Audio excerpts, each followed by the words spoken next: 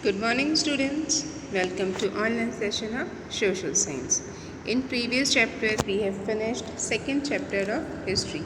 I hope you all have understood it very nicely, and after that video I have shared some PDF. In that I have given answers of the back exercises. That again I am repeating that no need of writing objective questions in your copy. Objective questions means multiple choice questions, fill in the blanks, matching true and false, likewise. Now the question other than these objective questions are subjective questions, which is containing define, very short question answers, short question answers, long question answers. That's all you have to write in your copy. Now, today we'll start second chapter of geography. Before starting this chapter, I just want to recapitulate the previous chapter, which was environment in its totality. In that chapter, we have studied about the components of our environment, as there are two main kinds of components, natural and man-made. After that, we have studied the domains of earth. That four domains are there. That is also called realms or spheres. So four spheres or domains are there. First is lithosphere, then atmosphere, then hydrosphere, and combination of all these three sphere is called biosphere. Now after that, in the last we have studied about the ecosystem and biodiversity. What do you mean by biodiversity? A great variety of living organisms are found on the earth, and this biological diversity is described as biodiversity. Then we have studied some importance of studying the environment in its totality. Now we are starting second chapter. The name of chapter is Interior of the Earth. Interior means situated inside. So in this chapter we will study about things which are situated inside the earth. First of all, here we are having meaning of geography.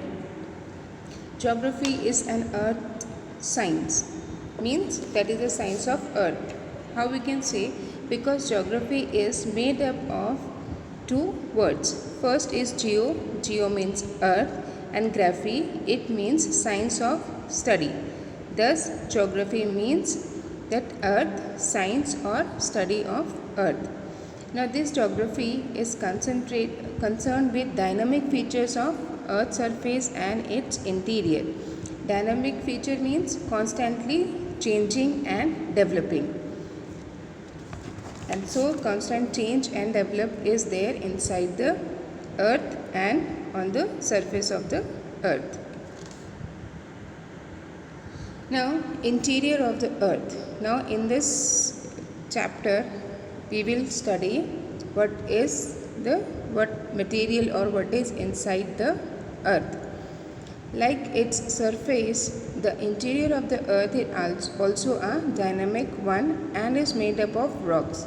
So, as we know that on surface of the earth many changes are there, like many trees are there, they are growing, then they are destroying, after that they are decaying, then new plants they are coming out of that earth. So many different changes are there on the earth.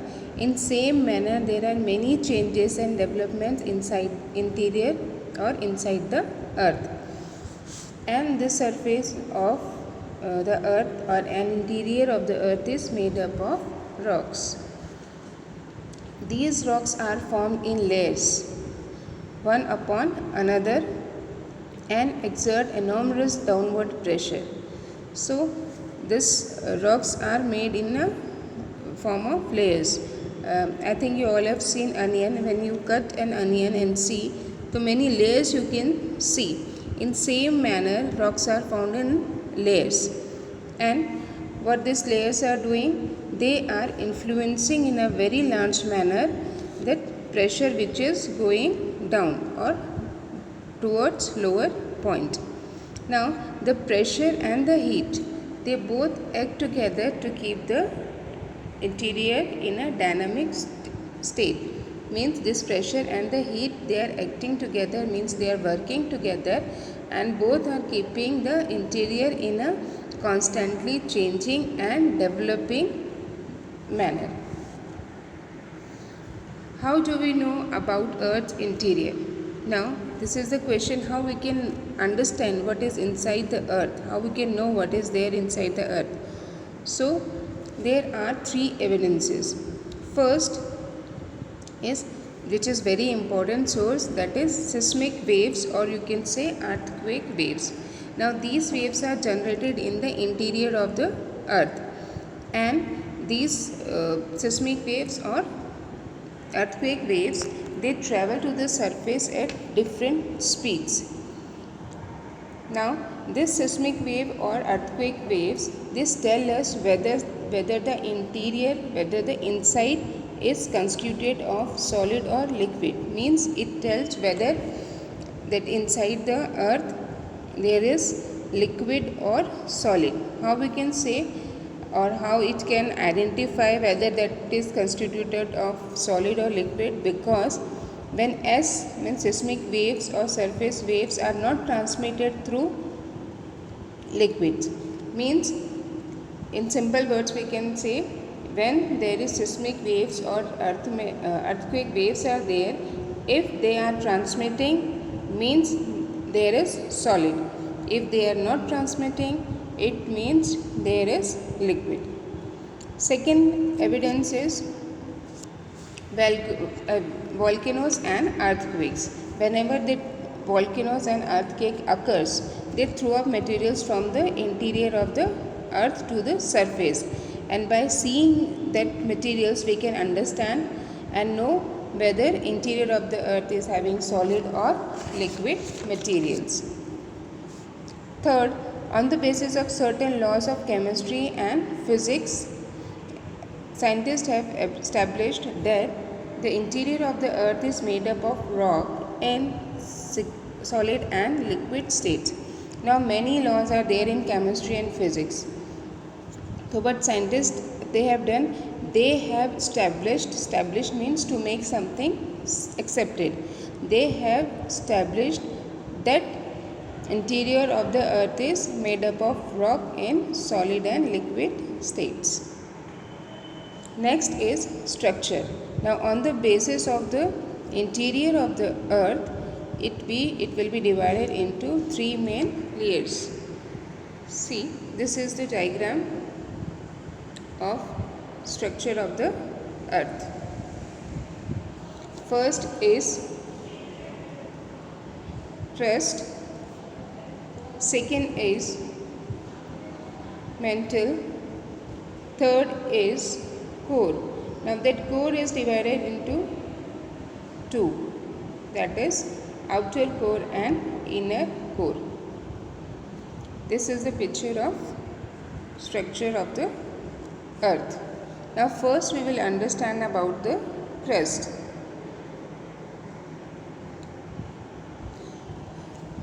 It is the outer solid shell of the earth, and it is very thin layer, and its thickness is not like that like it is same everywhere. Its thickness varies from about 5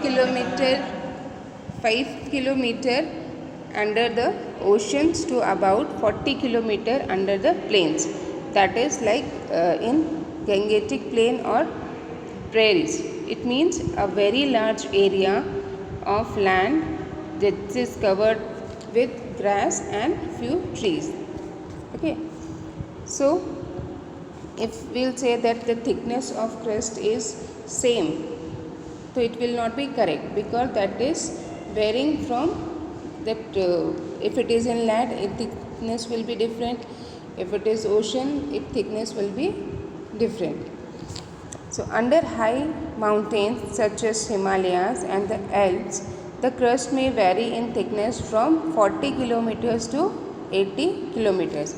Now if we will talk about the crust in high mountain areas like Himalayas or Alps. Alps means high, that is mountain, high mountain. So the crust will again vary in the thickness, that can be 50 kilometers to 80 kilometers. Now the crust can be broadly divided into two.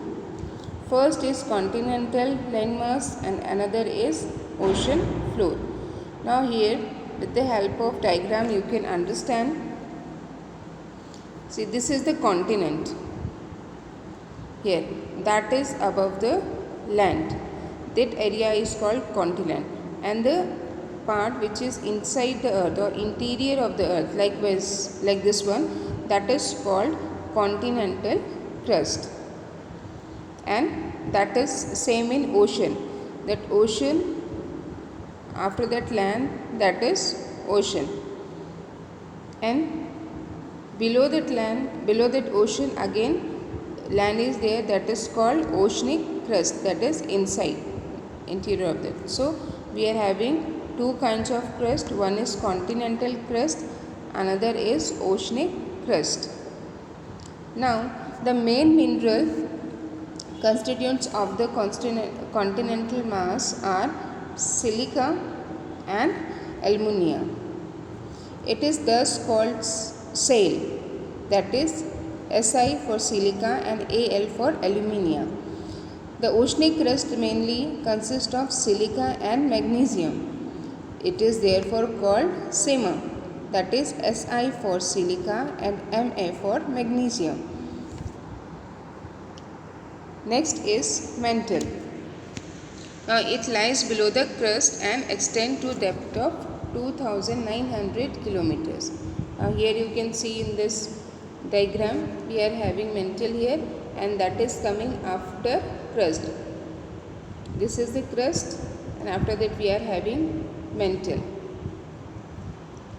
and that extends up to the depth of 2900 kilometers. This mantle is divided into two parts, upper and lower. Now the upper mantle is in a solid state and the lower mantle is in semi-molten condition. Means that is not totally liquid, that is in a semi condition. Means not very solid and not fully liquid, that is semi-molten condition. Third is core. The core lies below the mantle. Now first is crust, after that we are having mantle, and after that we are having core. And it extends to a depth of about 3500 kilometers to 5000 kilometers. Now this is further divided into two sections. First is outer core and another is inner core. Here in this diagram you can see here outer core and inner core. So the outer core is in liquid state and it is said to be in motion. As it is in liquid, so it moves inside the earth, and the motion is generated by differences in heat. So every place the motion of liquid is not same, that is depending on the differences in heat. Or we can say that the core is not having same temperature or heat everywhere. Okay, the liquid state is on the basis of heat. The place where heat is more, the core will be in a more liquid form, and the places where heat is less, it will be in less liquid form. Below we are having diagram of interior of the earth. Here we can see, as we have talked that about lithosphere, the sphere of rock. Here above this we are having first of all lithosphere. There, then the structure of the earth, we are having crust, then mantle, and third one core. Now here we can see the depth of outer core, as core is divided into two, outer core and inner core. So here we can see the depth of outer core. Outer core depth is 2900 kilometers, and here it will be in liquid form. Then inner core depth is 5100 kilometer, and here it is in solid form.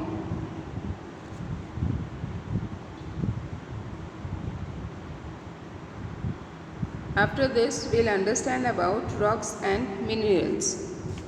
The lithosphere consists of rocks, and lithosphere is Greek word for rock.